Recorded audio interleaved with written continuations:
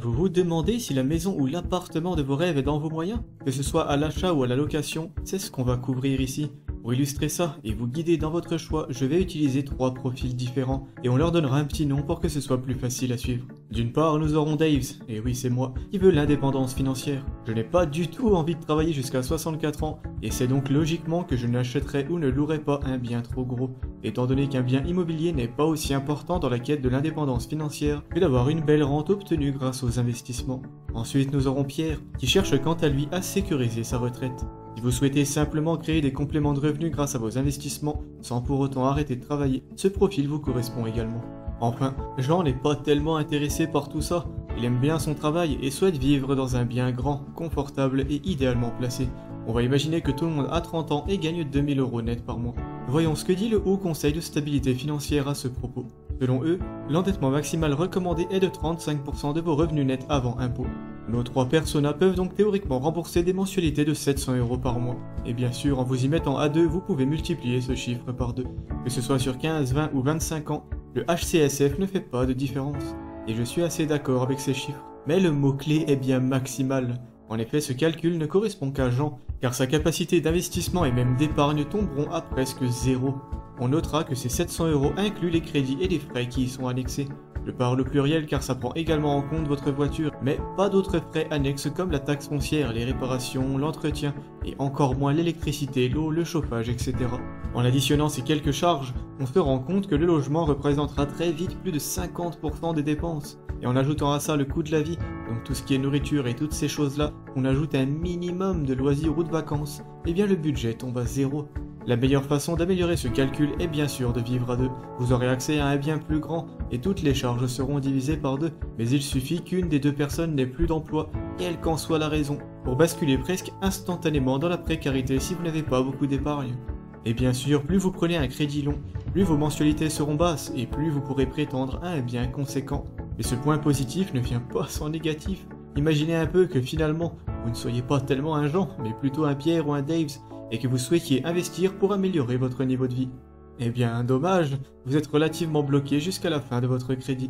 Bien sûr, vous pouvez vendre votre bien pour en acheter un autre plus humble, mais dans ce cas, vous aurez payé des intérêts de crédit pour rien, ainsi que des frais de notaire et éventuellement des frais d'agence pour vous aider à revendre votre premier logement. Ça vous reviendra très cher.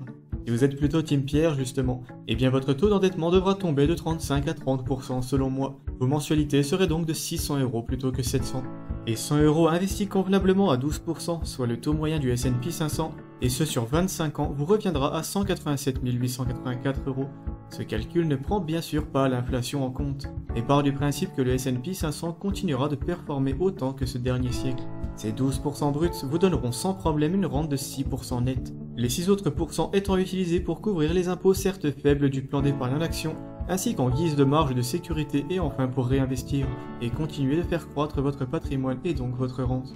C'est finalement 939 € de rente nette mensuelle que vous obtiendrez, l'équivalent d'environ 500 € de pouvoir d'achat d'aujourd'hui en prenant en compte l'inflation. Un complément de retraite bien confortable qui vous protégera assez bien en cas de pépin. Enfin, si vous souhaitez atteindre une certaine indépendance financière et arrêter de travailler avant la retraite classique, eh bien ça va être un peu compliqué. En reprenant le calcul des 6% de rente nette, j'estime personnellement qu'il faut avoir 1 million d'euros investis pour avoir une rente de 5000 €, soit dans les 2500 € net d'inflation d'ici 20 ou 25 ans.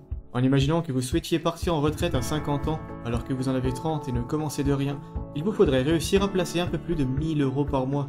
En y additionnant toutes vos autres dépenses, il ne vous resterait plus que dans les 200 ou 300 € à accorder à votre crédit, donc certainement pas de quoi acheter quoi que ce soit.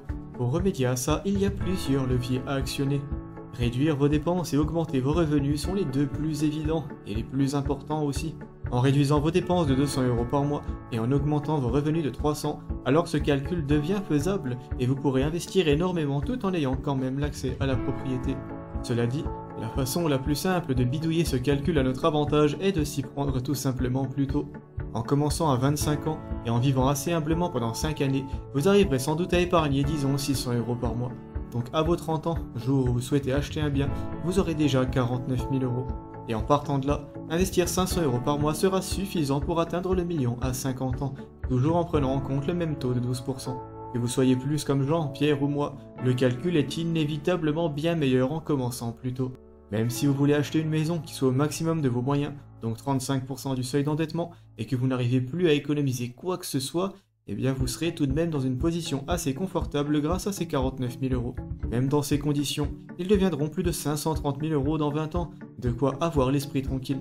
Vous aurez peut-être également compris que suivre l'exemple de Jean vous force à placer une large partie de vos revenus dans votre bien pendant un long moment.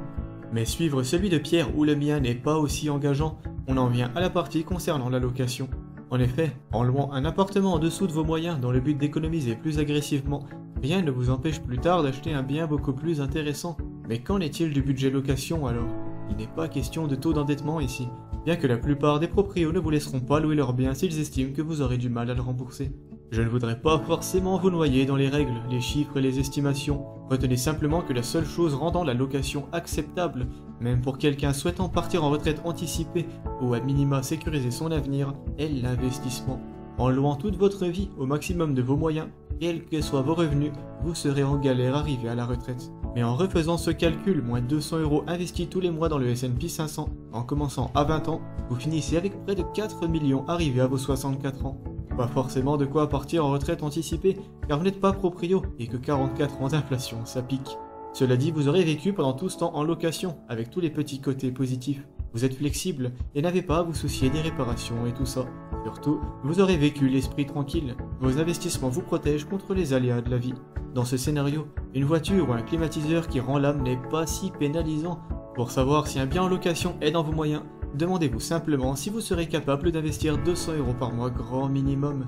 Et plus que ça si vous souhaitez faire comme Pierre ou moi.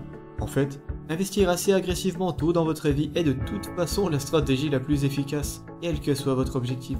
Que vous vouliez devenir millionnaire, avoir une maison aussi confortable que possible, sécuriser votre retraite ou y partir bien avant l'âge légal classique, la meilleure chose à faire est d'investir vite, fort et dans des placements rentables. C'est d'une manière générale le meilleur plan si vous voulez en avoir pour votre argent. En commençant votre vie comme ça, vous vous ouvrez toutes les portes, car bien sûr, quels que soient vos objectifs, il vous sera possible de les changer ou de les recalibrer en cours de route. Vos investissements attendront bien sagement à côté de vous. C'est aussi pour ça qu'investir est aussi relaxant. Plus rien ne peut vous mettre en galère et vous commencerez à avoir de plus en plus d'options.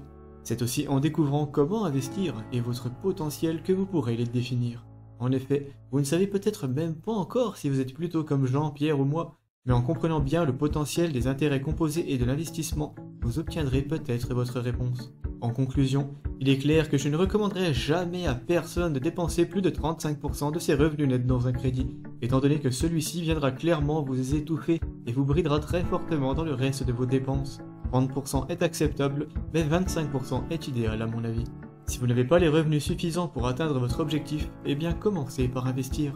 Que ce soit pour vous constituer un apport suffisamment conséquent ou pour vous constituer un capital qui progressera ensuite tout seul, alors que vous investissez soudainement beaucoup dans votre logement. Cette technique sera également très utile dans le cas où les taux d'intérêt sont un peu élevés et plutôt sur une pente descendante, donc aujourd'hui en 2024. Et ne sous-estimez pas ce paramètre. En empruntant 250 000 euros sur 25 ans à 1%, comme il y a quelques années, vous paierez des mensualités de 942 euros, soit 282 654 euros à terme. À 4% comme aujourd'hui, ça sera plutôt des mensualités de 1319, le crédit vous coûtant finalement 395 877 euros.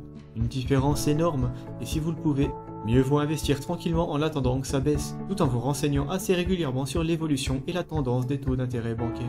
D'ailleurs, si vous n'êtes pas à l'aise en investissement, j'ai deux options pour vous. La première étant logiquement d'approfondir vos connaissances, en vous baladant sur ma chaîne ou ailleurs. Cette vidéo vous présentant le modèle de patrimoine le plus optimal à mon avis serait un bon début. Le lien apparaît en haut et en description. Si malgré ça reste trop intimidant, sachez que je propose un service de coaching individuel rapide, efficace et abordable. Plus d'infos en description également. Et vous, connaissez-vous quelqu'un qui regrette avoir acheté un bien trop grand pour ses moyens? Parlez-en en commentaire. En attendant de vous lire, je vous invite à aimer la vidéo si elle vous a été utile, et à vous abonner à la chaîne si mon contenu vous plaît. Ciao.